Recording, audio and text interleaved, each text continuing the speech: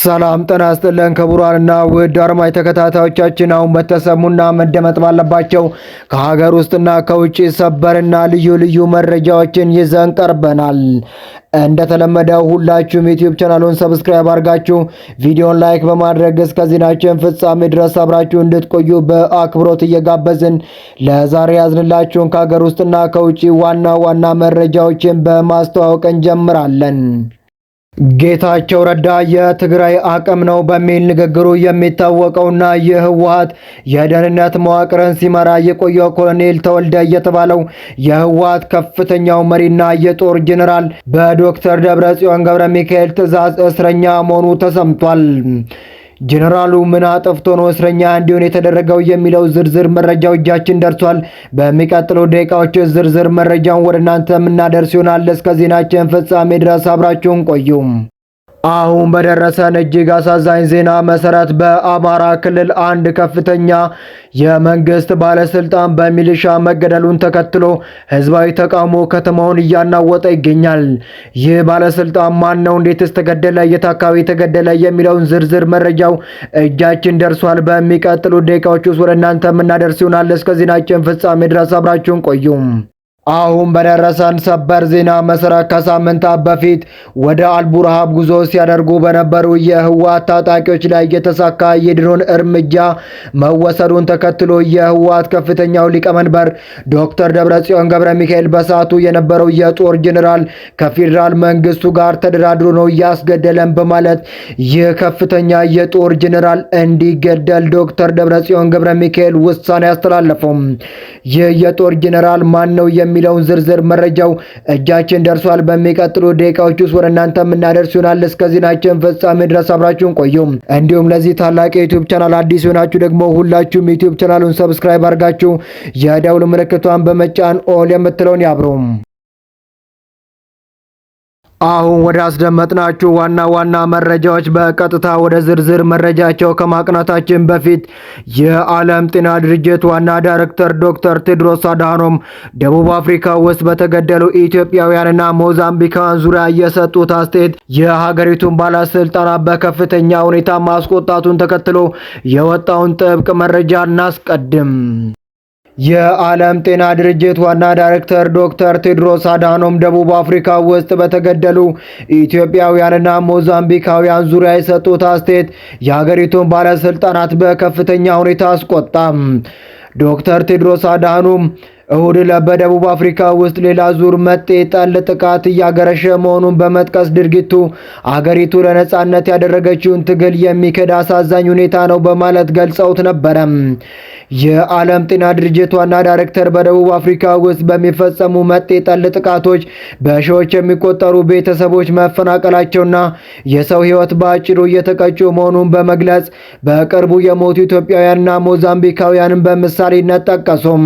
በዚህም ቢያንስ 5 ኢትዮጵያውያንና 5 ሞዛምቢካውያን መገደላቸውን ያመለከቱት የዓለም ጤና ድርጅት ዳይሬክተር በሺዎች የሚቆጠሩ ደግሞ ለሕይወታቸው በመስጋት እየሸሹ መሆናቸውን በኤክስ ገጻቸው ላይ ጽፈዋል። የዋና ዳይሬክተሩ አስተያየት ትክክል አለመሆኑን በመጥቀስ በአገሪቱ ውስጥ ተፈጥሯል ስለሚባለው መጤ ጠል ጥቃት ትክክለኛና አስተማማኝ መረጃ ለዓለም ጤና ድርጅት ለማስረዳት እንደሚፈልጉም ገለጹ። ዓለም አቀፉ ግንኙነትና ትብብር መስሪያ ቤት የሚባለው የደቡብ አፍሪካ የውጭ ጉዳይ ሚኒስቴር ቃል አቀባይ ለቢቢሲ እንደተናገሩት ዶክተር ቴድሮስ አድሃኖም የጠቀሷቸው የውጭ ዜጎች ሕይወት በማለፉ እንደሚያዝኑ በመግለጽ ምክንያቱ ግን መጤ ጠል ጥቃት እንዳልሆነም አስተባበሉ።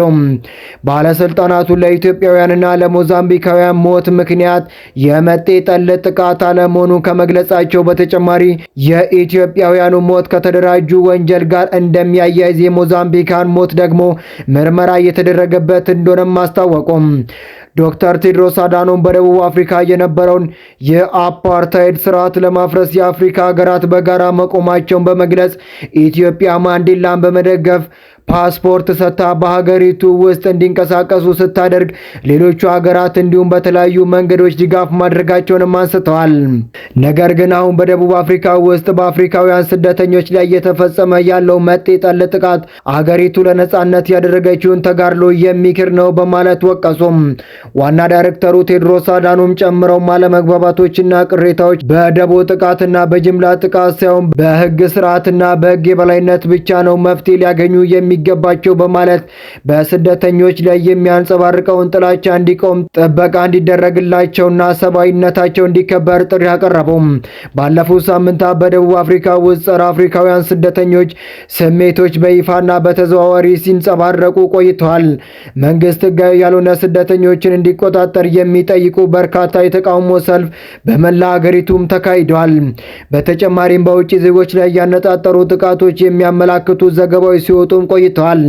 ነገር ግን ከነዚህ ጥቃቶች ጋር በተያያዘ ዝርዝር መረጃዎችና ቁጥሮች ከመንግስት እስካሁን አልተሰጡም።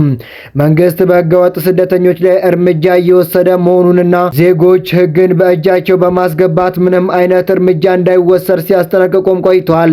የዜጎቻቸው ደህንነት ያሰጋቸው ጋናንና ናይጄሪያን የመሳሰሉ አራት ፍላጎት ያላቸው ዜጎች ከደቡብ አፍሪካ ማስወጣትም ጀምረዋል ሲሉ የዓለም ጤና ድርጅት ዋናው ዳይሬክተር ዶክተር ቴድሮስ አድሃኖም የተሰማቸውን ጥልቅ ሐዘን ገለጹ። የህወሓቱ የደህንነት መዋቅርን የሚመራው ኮሎኔል ተወልደ መታፈኑ ተሰማም። ጌታቸው ረዳ የትግራይ አቅም ነው በሚል ንግግሩ የሚታወቀውና የህወሓት የደህንነት መዋቅርን ሲመራ የቆየው ኮሎኔል ተወልደ የተባለ የህወሓት ከፍተኛ መሪ በደብረ ጽዮን ትዕዛዝ እስረኛ መሆኑ ተሰምቷል። ተወልደ ታደሰ ወረደ ላይ የተፈጸመው መፈንቅለ መንግስት አግባብ እንዳልሆነ ከሚያምኑት የቡድን ሰዎች ውስጥ አንዱ ሲሆን በዚሁ አቋሙ የፌዴራል መንግስቱ ተላላኪ የሚል ስም ተሰጥቶት ቆይቷል።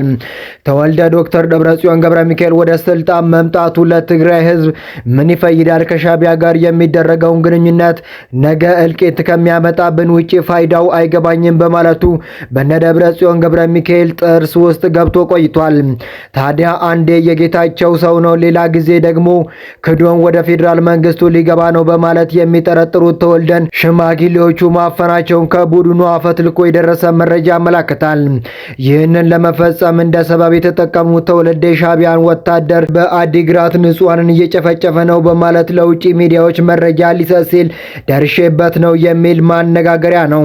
ተወልደ ብቻ አይደለም የቡድኑ ወታደራዊ መረጃ ከተወልደ በመቀጠል የሚመራው ኮሎኔል ንጉሴም እንዲሁ በደብረ ጽዮን ጥርስ ውስጥ ገብቷል።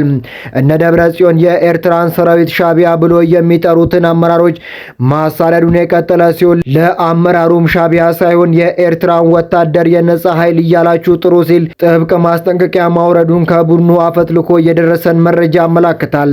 በአርሚ 13 ላይ በተወሰደው እርምጃ ጸጋዬ ማርከስ ተጠያቂ መሆኑን ህወሓት አስታወቀም።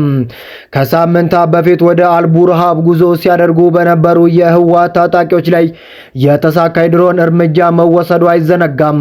ታዲያ በእርምጃው ከፍተኛ ድንጋጤ ውስጥ የገቡት የቡድኑ መሪዎች በየደረጃው ያለውን ታጣቂ ሲያፋጥጡ አልፈው ሲያፍኑ ቆይተዋል። ምክንያታቸው መረጃው ከኛ ቢወጣ ነው ይህን ያህል ኪሳራ እያስተናገድ ነው የሚል ሲሆን በዚህም በሁኔታው ለደም ግፊት የተዳረገው ጄኔራል ምግበይ የአርሚ 13 አዛዥ ጸጋዬን ጭምር እንደማያምነው ትላንት በመቀለ ከተማ በድብቅ ባደረጉት ስብሰባ አንስተዋል።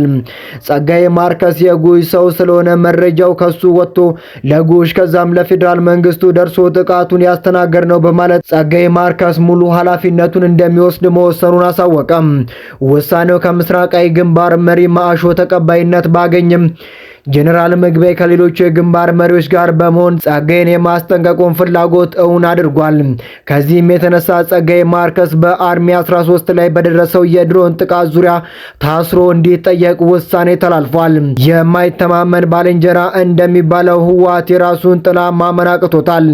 የቡድኑ ዘዋሪዎች ባለ በሌለ ነገር እርስ በርስ ጥርጣሬና ሽኩቻ ውስጥ ገብተው እየተገዳደሉና እየተጠፋፉ ይገኛሉ።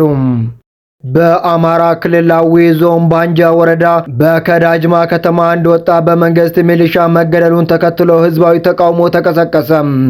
በአዊ ዞን ባንጃ ወረዳ በዳክማጃ ከተማ ወጣቶች ባስተላለፉ መልእክት ከእንግዲህ በኋላ የሚሞት ወጣት የለም፣ የተኮሰ ይተኮስበታል፣ ህዝብን ከጠላት ሊከላከል የተሰጠ መሳሪያ ወደ ህዝቡ ያዞረ ሚሊሻ በጋራ የምንታገል መሆኑን መንግስትና ህዝባችን ሊያውቅልን ይገባል በማለት ተቃውሟቸውን በአደባባይ አሰሙም።